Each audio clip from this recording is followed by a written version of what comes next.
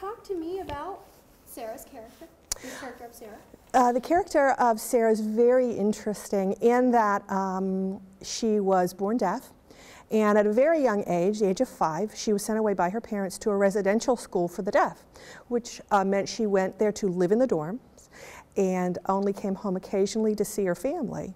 And grew up in a world where the primary language, the first language of everybody there, was American Sign Language, not spoken English. Many deaf people who some use amplification hearing aids, some do not.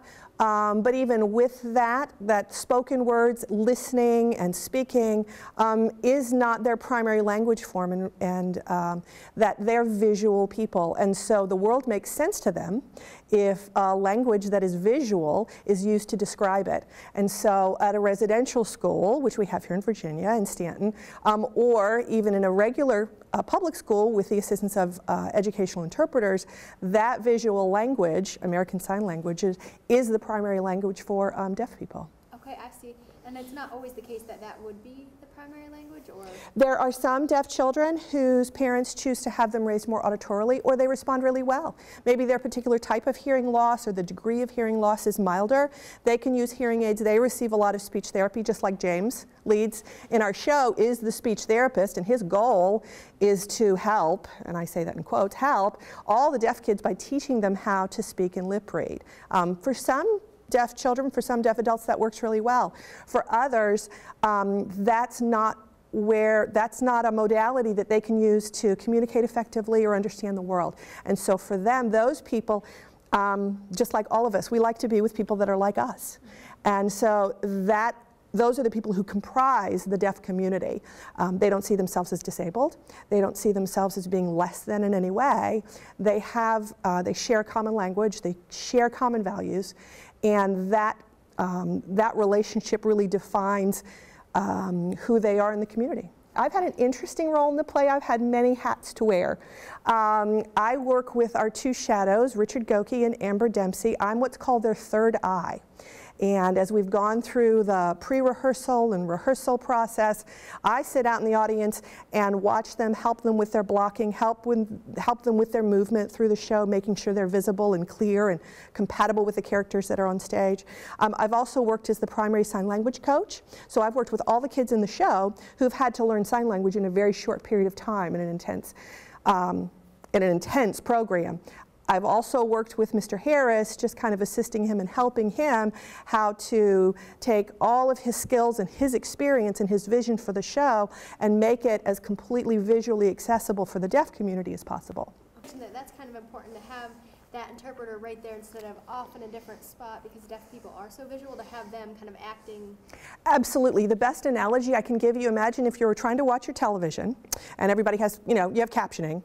And so if you had the volume turned down and you turned the captioning on, but the captioning was on the other wall. So you're trying to watch your favorite television show, and so to follow the dialogue, you have to turn your head and look at the other wall and see what they said, and then turn back to see what's happened. You can imagine how frustrating and difficult that would be, and how it would also not really encourage you. I mean, who would spend time watching TV if that's what you had to do? You wouldn't have the same experience as someone who was able to get it all from one source. And that's what shadow interpreting does. Rather than having folks off to the side, the dialogue is in one place and the action's in another. It unifies the whole thing. And so deaf audience members are actually able to sit next to a hearing audience member, and they laugh at the same time, and they cry at the same time, and they have all of that, all that the theater wants to bring out, and that emotional journey from the beginning to the end of the story. Both hearing and deaf patrons are able to take that journey side by side. You've worked closely with Maggie. Tell me about her as an actress, how she's been doing. Oh, Maggie is a wonderful, wonderful actress, and for me, I will say it's been very interesting. Her parents are good friends of mine, and so they've known from a young age that she's not shy. How's that? And so it's been a really wonderful experience. She's been involved in several other productions at Glass Theater. In this one in particular, as the other characters around her have improved in their sign language, and if they've been able to put their scripts down and actually deliver their lines in sign, it's been wonderful for me to see Maggie able to reach down and find even more as an actress to bring out, because she has full access to, acting is, reacting and back and forth between characters. It's been a great experience for her to have that at the same level that the hearing kids have all the time and take it for granted.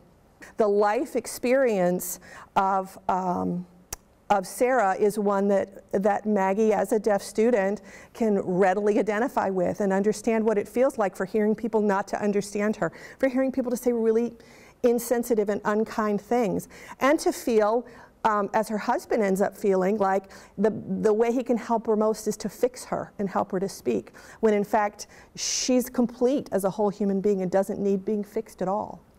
I'm thrilled and excited that Glass Theater chose to do this production.